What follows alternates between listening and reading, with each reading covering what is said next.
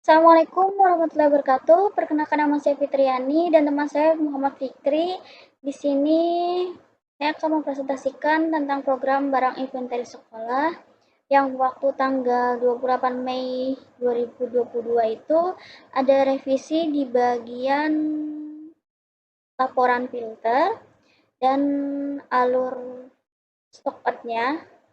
Yang sebelumnya itu alur stock out-nya itu barang rusak dan rusak ringan, sekarang kita alihkan per ruang karena di sini ada salah persepsi.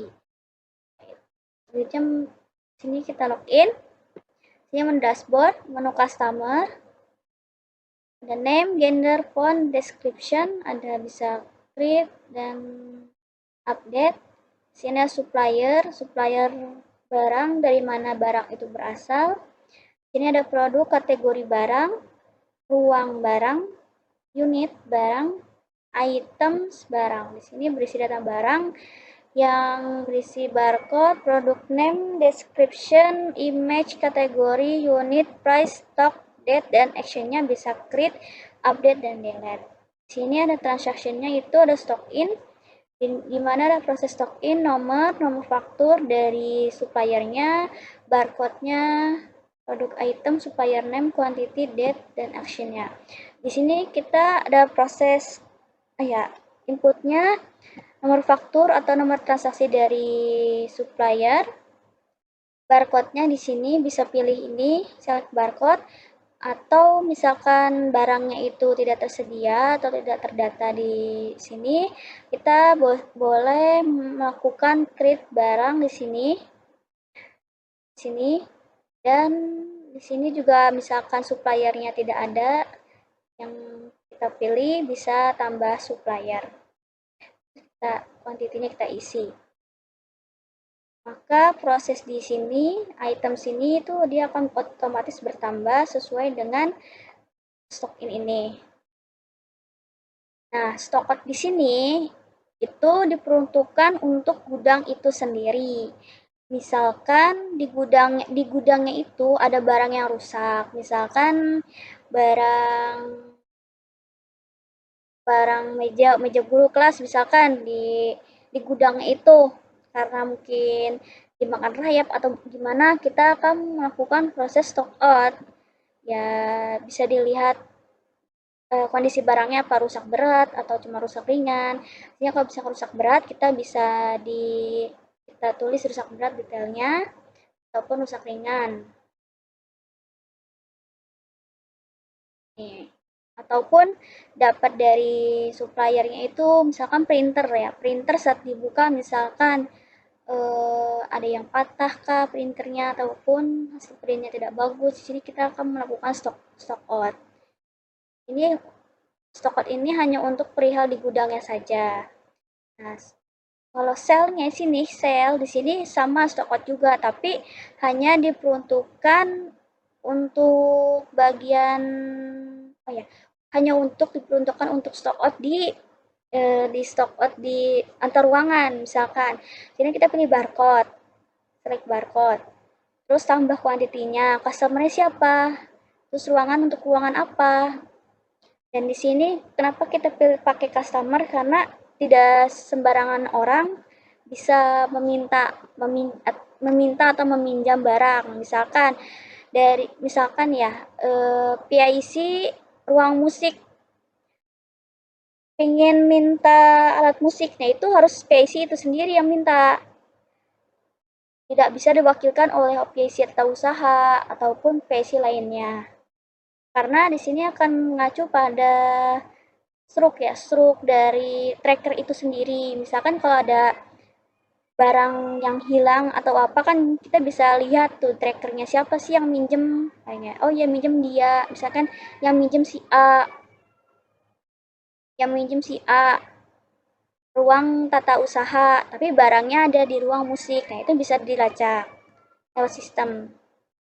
Sini ada salesnya tuh ya, nih ya. Di sini detailnya ada invoice, customer, ruang, note, produk, item, quantity. Nah, ini print. Nah, di sini ada QR code-nya. QR code di sini mengacu untuk tracker pencarian barang. Misalkan kita minjem komputer satu pieces, kita kita gunting ininya, kita tempel di barang itu, kita taruh di ruang tata usaha. Itu harus sesuai dengan di data di sini. Kalau emang komputernya taruh tata usaha ya tata usaha, kalaupun ya naruhnya di mana ya semua harus sesuai pokoknya dengan datanya. Customer-nya siapa, kapan minjemnya, di sini ada ruangnya untuk ruang apa, tata usaha, barcode, nama barang, quantity. Di sini untuk kenapa dikasih customer ya? Karena dari sekolahnya itu sendiri kadang-kadang suka suka berebutan barang. Misalkan ya, barang barang komputer itu tiba-tiba ada yang minjem atau gimana, minjem ada di ruang bahasa.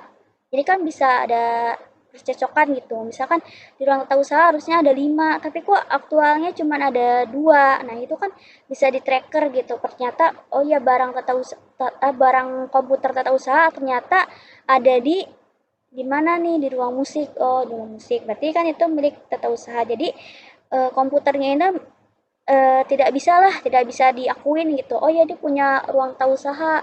Oh ya ini ruang musik, dia punya ruang musik. Tapi kan bisa dilihat dari datanya. Datanya ini siapa sih yang minjem ruang apa, siapa customer-nya, kapan minjemnya. Ini tuh semua ada di sini. Sini bisa kita scan QR code, termunculnya stok ini sendiri untuk menampilkan detail barang, customer, ruang apa yang minjem, berapa kuantitinya, nama barangnya berapa. Seperti itu.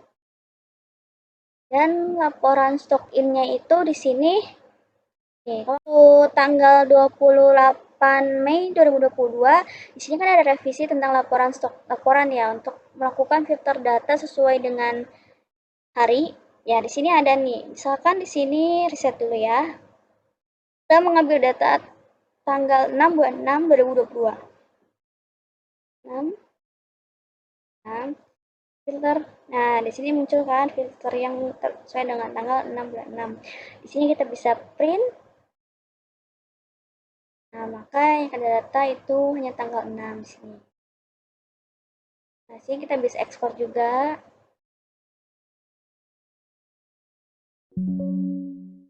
Yes. Nah, di sini tanggal 6 juga sesuai ya. Nah, jadi di sini bisa filter per tanggal atau filter sesuai dengan supplier. Misalkan kita ingin supplier Dinas Provinsi Jawa Barat, kita filter. Nah, Jawa Barat bisa print dan ekspor Excel. Dan laporan stock outnya juga sama.